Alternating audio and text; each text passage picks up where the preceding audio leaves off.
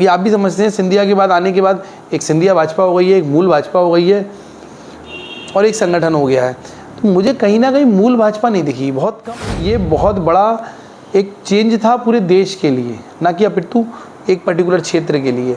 मध्य प्रदेश के लिए बड़ा चेंज हुआ, प्लस पूरे देश में एक बड़ा चेंज। भाजपा से केपी यादव जी उनके सामने चुनाव लड़े थे तो उन्होंने 1-1.5 लाख वोट से उनको हराया था। इस बार भी एक यादव चेहरा सामने आया है, क्या इस पे सामाजिक वोट बैंक का कुछ असर पड़ेगा इस बार? मोदी लहर का कुछ प्रभाव पड़ेगा इसमें? कि बड़ा कारण रहेगा मध्य प्रदेश में लाडली बहना योजना। अशोकनगर क्षेत्र की तीनों विधानसभाओं में यादव समाज की बहुल्यता बहुत ज़्यादा। बोल रहा हूँ कि अगर वोटिंग परसेंटेज में इजाफा हुआ तो वो बीजेपी के फेवर में जाएगा। शिवराज सिंह जी संबोधित कर रहे थे सभा, तब उन्होंने कहा था कि फॉर्म भी नामांकन दाखिल भी मंगलवार को हुआ है और वोटिंग भी मंगलवार को होगी और रिजल्ट भी मंगलवार को आएगा, तो गुना का मंगली मंगल होगा। ग्रामीण क्षेत्रों में कहीं ना कहीं अभी भी कांग्रेस की झलक निकल के सामने। एक बहुल्यता भीड़ थी, सब कुछ थी, लेकिन जो चार्म होना चाहिए था, मुझे उस चार्म के अकॉर्डिंग उतना चार्म नहीं समझ।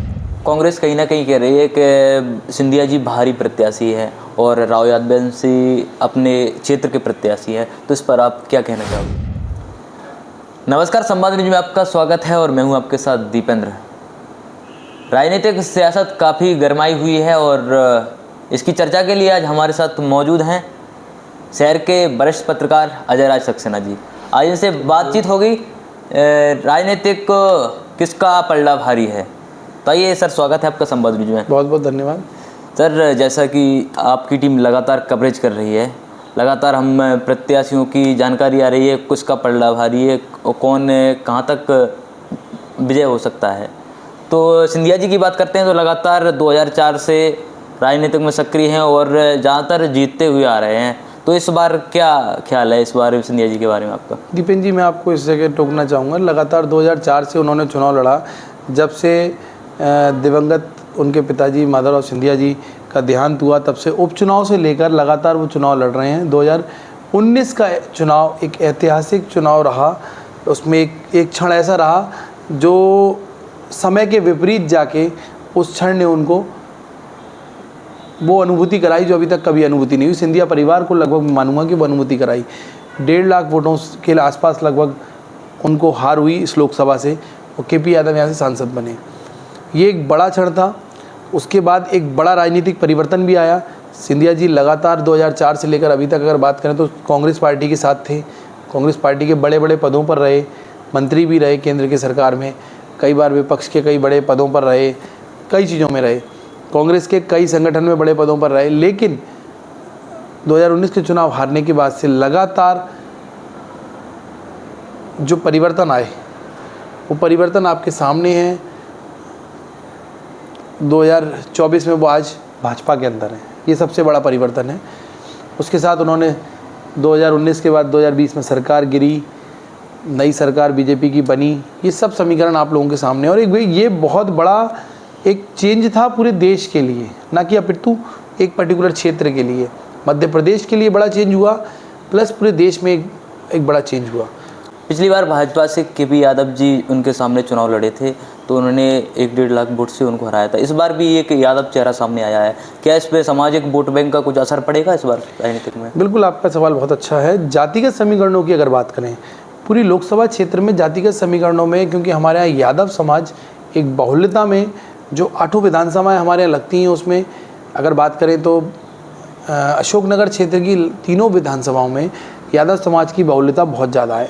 हमारे शिवपुरी ज़िले की अगर बात करें तो शिवपुरी ज़िले से आपको भी पता है 3 विधानसभाएं हमारे यहाँ लगती हैं, जिसमें शिवपुरी, कोलारस और पिछोर। ये तीनों विधानसभाएं इस लोकसभा में कनेक्ट करती हैं। पिछोर में भी यादव समाज का बाहुल्यता है, मतलब एक संख्या है।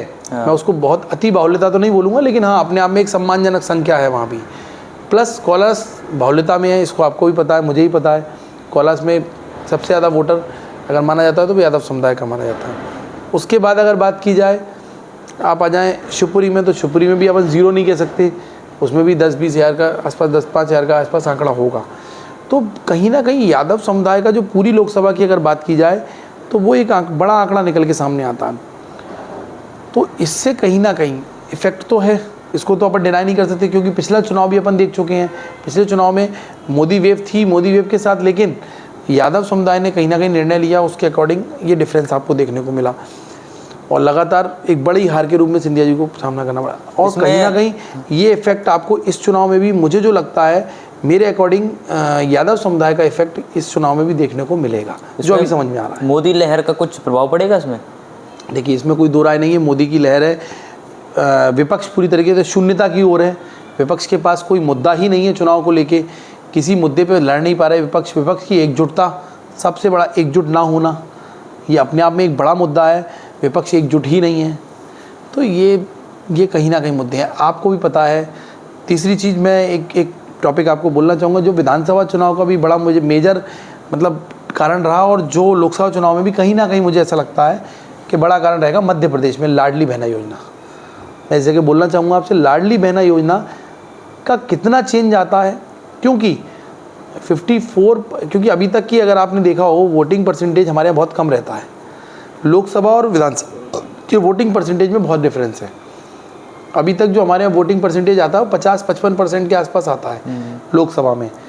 अगर उसका ग्राफ बढ़ता है तो 100% बीजेपी को बेनिफिट होगा, क्योंकि माताएं बहनें बाहर निकलेंगी, ऑब्वियसली वो प्रॉफिट बीजेपी के पक्ष में ही जाना है। तो मतलब ये मेरे समीकरण हैं, इन समीकरणों के आधार पे मैं बोल रहा हूँ कि अगर वोटिंग परसेंटेज में इजाफा हुआ तो वो बीजेपी के फेवर में जाएगा। रही बात कांग्रेस की, जो आप बात कर रहे थे, ग्रामीण क्षेत्रों में कहीं ना कहीं अभी भी कांग्रेस की झलक निकल के सामने आ रही है। शहरी क्षेत्र तो पूरी तरीके से बीजेपी के फेवर कर रहा है, लेकिन आ रही है, ये एक बड़ा मतलब मेजर फैक्टर मानता हूँ। आपके हिसाब से बीजेपी का पलड़ा भारी है? हाँ, मेरे हिसाब से अभी आज की डेट में तो अगर बात करूँ तो बीजेपी का पलड़ा भारी है, लेकिन कहीं ना कहीं कांग्रेस को मैं बिल्कुल शून्यता की ओर भी नहीं कह सकता कि बहुत एक तरफा चुनाव नहीं है। जिस चुनाव को अपन ही कहते थे कि एक तरफा चुनाव वाला माहौल कहें, तो वो तो नहीं है अभी हाल फिलहाल। आज सिंधिया जी ने पूर्व मुख्यमंत्री के साथ नामांकन दाखिल किया, उसमें काफ़ी भीड़ थी, उसके बारे में क्या कहोगे? बिल्कुल, मैं आपकी बात से सहमत हूँ, क्योंकि पूर्व मुख्यमंत्री शिवराज सिंह चौहान भी आज मौजूद थे, प्रदेश अध्यक्ष वी डी शर्मा भी मौजूद थे, मुख्यमंत्री मोहन यादव भी मौजूद थे, ज्योतिरादित्य सिंधिया जो इस क्षेत्र के पॉपुलर नेता हैं वो भी मौजूद थे, प्लस लोकल के लगभग सभी लीडर्स, चाहे वो विधायक हों, नगर पालिका अध्यक्ष हों, सारे नेता, जनपद अध्यक्ष, जिला पंचायत अध्यक्ष, सब मौजूद थे। लेकिन आज चाहे वो आप ये मान लीजिए, मैं मानता हूँ एक बहुल्यता भीड़ थी, सब कुछ थी, लेकिन जो चार्म होना चाहिए था, मुझे उस चार्म के अकॉर्डिंग उतना चार्म नहीं समझ में आया। लेकिन हाँ, मैं ये नहीं कहूँगा कि भीड़ नहीं थी, सब कुछ था, सब पर्याप्त था, जो जिस हिसाब से होना चाहिए सब था, लेकिन वो चार्म मुझे समझ में नहीं आया। कहीं ना कहीं मुझे एक चीज़ की कमी खली, जो मैं बोलना चाहूँगा, मूल भाजपा है, ये आप भी समझते हैं, सिंधिया के बाद आने के बाद एक सिंधिया भाजपा हो गई है, एक मूल भाजपा हो गई है और एक संगठन हो गया है। तो मुझे कहीं ना कहीं मूल भाजपा नहीं दिखी, बहुत कम दिखी। मतलब जो आज स्वागत की तैयारियां की गई वो सब सिंधिया समर्थक भाजपा के द्वारा ही की गई हैं, जिसको मैं सिंधिया भाजपा कहता हूँ। तो मुझे कहीं ना कहीं मूल भाजपा की कमी दिखी। मूल भाजपा क्यों नाराज है सिंधिया से? नहीं, नाराज वाला शब्द मैंने इस्तेमाल नहीं किया। कोई नाराजगी है क्या? नहीं, मैं आपको इस जगह रोकूंगा कि मैंने नाराज वाले शब्द का इस्तेमाल नहीं किया, मुझे वो दिखी नहीं।